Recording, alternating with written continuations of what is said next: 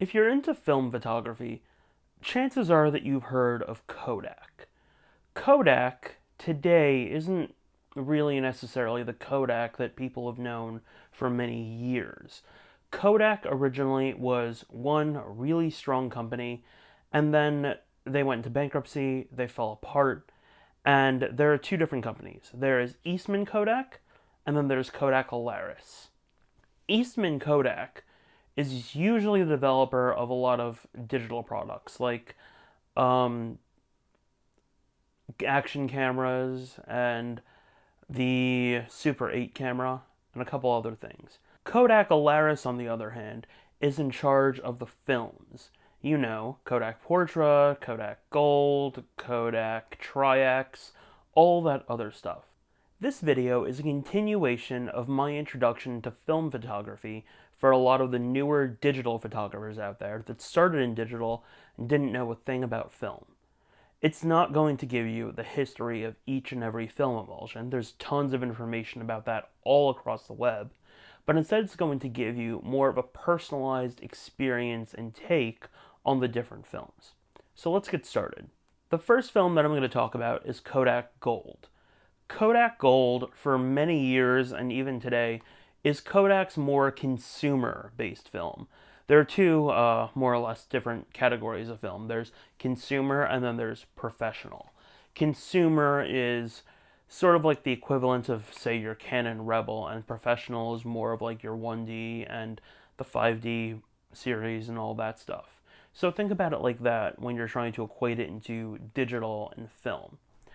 The consumer film, though, it has like this negative connotation that it's not going to be good, but in all reality, Kodak Gold can actually be a really, really beautiful film.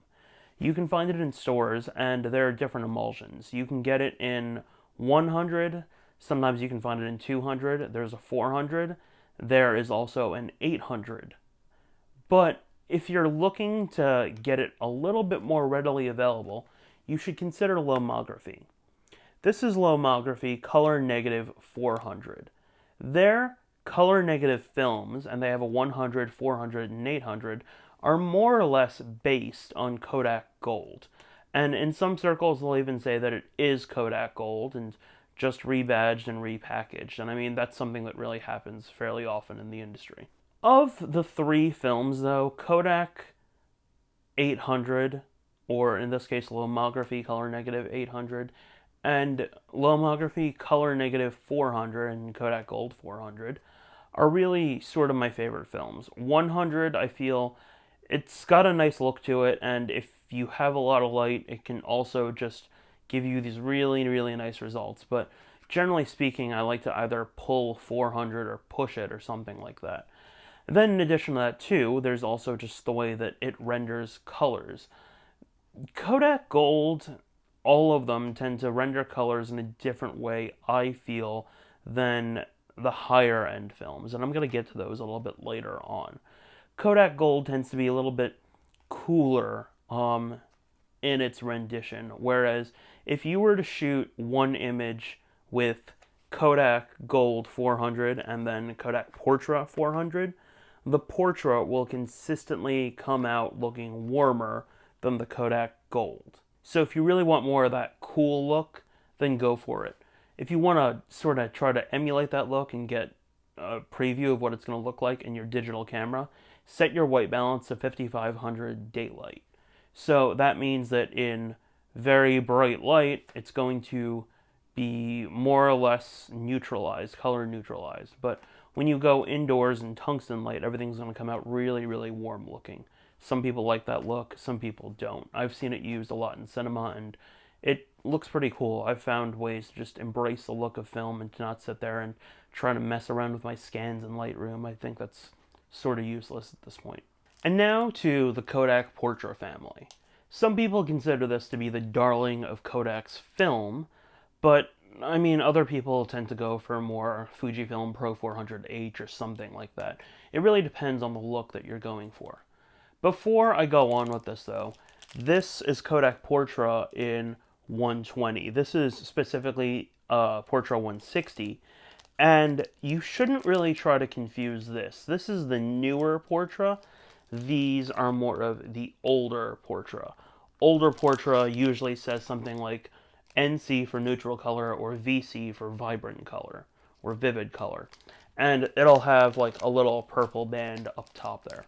Kodak Portrait is a professional-based film. So going back to what we were saying before, Kodak Gold is more like the Canon Rebel. Kodak Portrait is more like the 1D or the 5D or something like that. And Kodak Portrait is designed specifically for portraiture. So over the years, Kodak decided that they would try to do tests to create a film that creates really, really beautiful skin tones. And they refined it and they went with so many different variations over the years. That's why there was NC, there was VC, all that stuff. But then they revamped the film. To clarify that a little bit more, though, there is Kodak Portrait 160, Kodak Portrait 400, and Kodak Portrait 800. 160 and 400 were the ones that received the revamp. 800 didn't really receive that revamp, and I'll go a bit more into that in a bit. Kodak Portrait 160 and 400 in all of Kodak's marketing were really designed to be scanned. They were released at the time when digital photography was really coming out, and they were targeted to professional photographers that wanted some sort of imagery that would sort of compete with that digital photography. And even today, Kodak Portrait, not necessarily so much in 35mm, but in 120 in large format, can surely hold its own with digital. Kodak Portrait tends to render images really, really warm.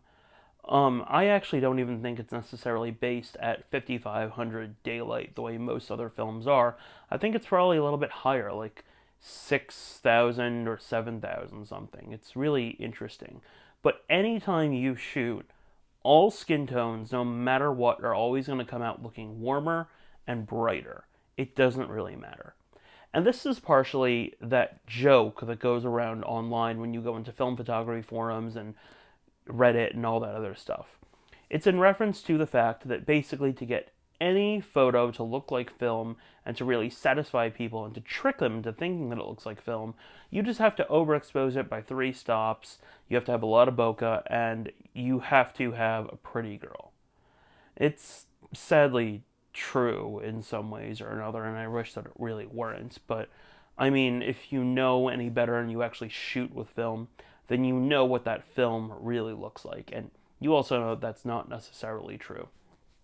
There are some Facebook groups on Facebook, obviously, that are called like Looks Like Film and stuff like that, and they have this sort of connotation with them that everything that everyone posts that uses Visco or something else like that is going to always look like film, but people don't understand how white balance works with the film. Kodak Portrait is usually best slightly overexposed. So it's a color negative film. That means it needs a little bit more light. What I found, at least with Kodak Portrait 400, is that it's best a little bit overexposed, about a half stop or a full stop. I know a couple of photographers who expose Kodak Portrait 400 at 200 and then they develop it at 320, and they feel like that's how they get the best results that work for them. With Kodak Portrait 160, you're also sort of getting more or less the same thing, but I wouldn't overexpose it a full stop, maybe like a half a stop or something like that, and I'd also try to carefully check the shadows. Kodak Portrait 160 and 400 tend to be the most popular film options out there.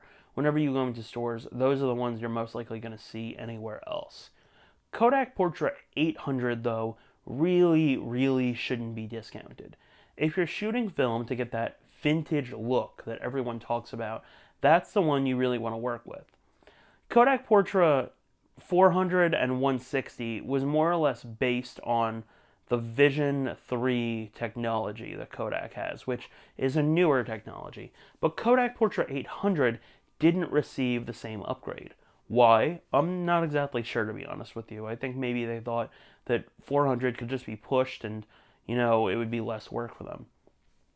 But in all honesty, Kodak Portrait 800 is actually very beautiful film.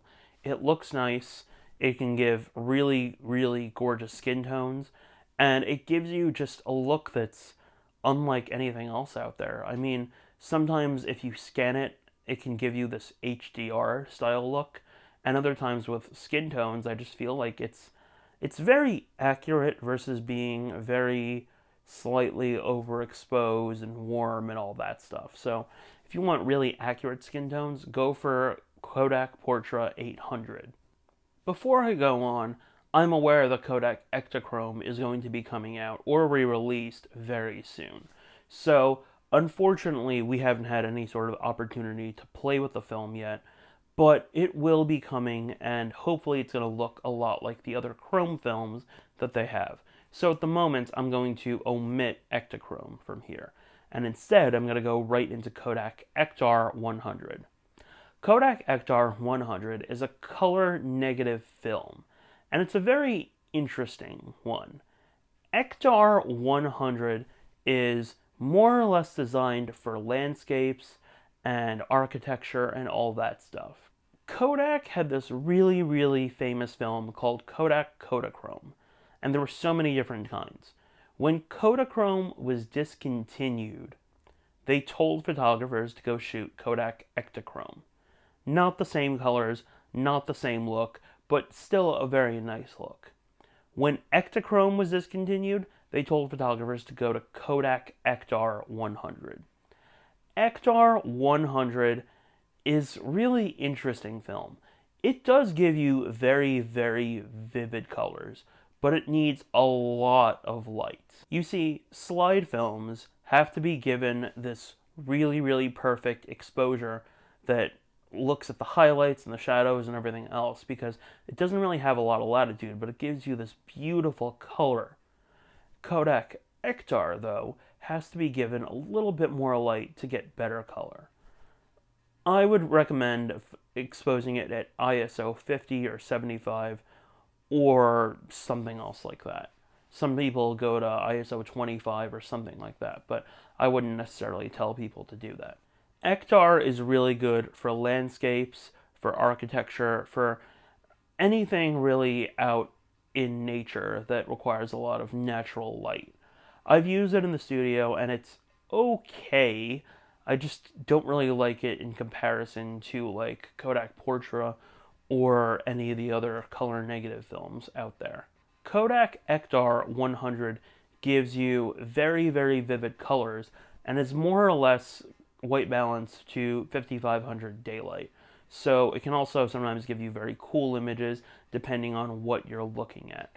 And then if you want, you could try to work with it in the lab and apply more warm filters to it or something like that. Or you can try to actually, put a warming filter on your lens. So when you're working with film, be very, very attentive to the colors that are in the scene right in front of you, because you may see something and say, oh yeah, this would look really, really nice warm, but instead the entire landscape will be covered in shadow and it'll come out really looking very blue. And more or less, I think that you should sort of embrace that look, because that's what film does. If you wanted that warm look, I just recommend you go ahead and shoot digital and try to work with it in post that way. And now for the darling of many people, Kodak Try X 400. First off, Kodak Try X, when you look around on the web, you might be able to find it in an ISO 100 emulsion. You can still find that expired or in other countries from the US or something like that, but Kodak Try X 100 isn't really made anymore. It's more or less available in ISO 400 only. Kodak Try X 400 is a beautiful, beautiful film. Photographers and photojournalists have been using it for years and years, and it's always giving them really, really nice results. It's a very forgiving film, and I recommend a lot of photographers, when you're starting out, you can actually try to work with that or something like Ilford XP2 instead. There's another video on that, though. It's all about black and white films, and you can check that out for even more information. Kodak Try X 400 is one of the professional grade films that Kodak makes. It's got this very grainy, gritty look to it that a lot of photographers have come to embrace with documentary work or photojournalism or something else like that. The way that I like to describe Kodak Try X is you take an image and you bring it into Capture One or Lightroom and you make it black and white. And then you raise the clarity and you get more details out of the midtones. That's what Kodak Try X will always do for you. In the larger emulsions, such as 120 and 4x5 or 8x10 or something like that, you're going to get less grain in the images. But you will get sharper images because you also get better lenses and better optics and all that stuff. So what should you use Kodak Try X 400 for? Honestly, anything. A lot of photographers use it for street photography. Some photographers like the look of it for portraits. Some photographers use it for landscapes and all the other stuff. Anything that you shoot can be done with Kodak Try X 400. It's a beautiful film. It gives you a very unique look.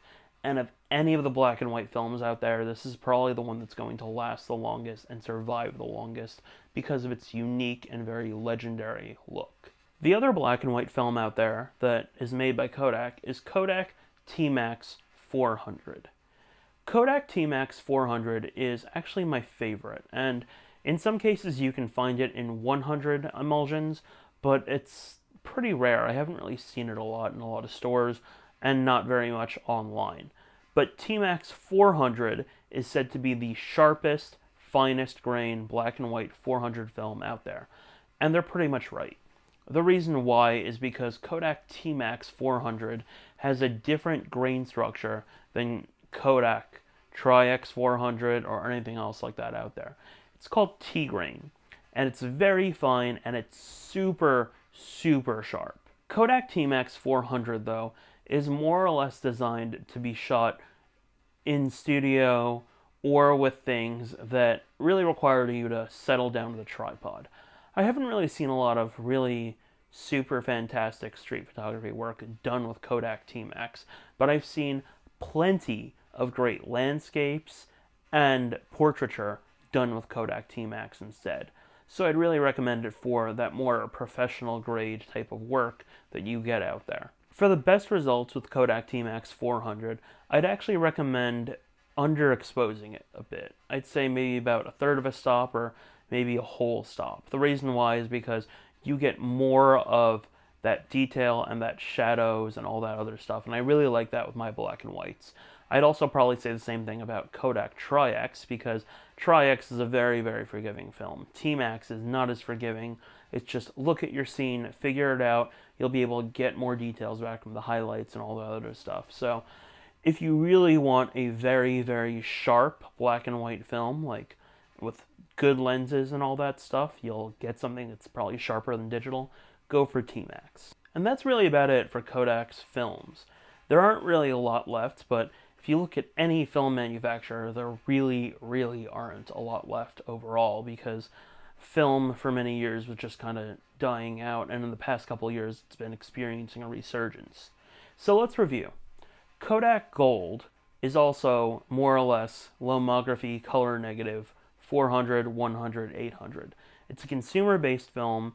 It's usually going to be very cool in its coloration, and just because it's consumer doesn't mean that it's a bad film. It just has a very different look to it. Kodak Portrait is designed for professional photographers.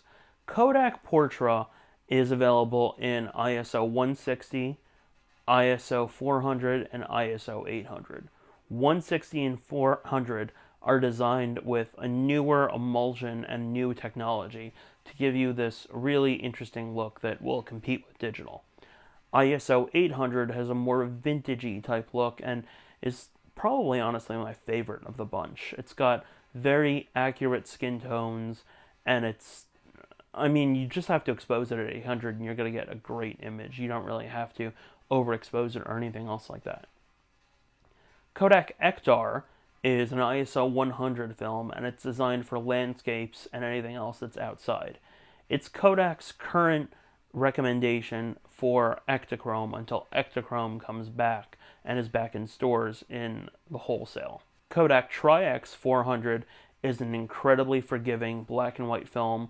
It's grainy, it's gritty, it's got this really awesome look to it, and everyone should play with it. Kodak Tmax 400 is a very fine grain, super sharp black and white film. Personally, I like Tmax more than Try X, but that's just my opinion. What are your favorite films? Let us know in the comments below, and let us know if you have any questions. We'll be happy to answer them. Thanks a lot.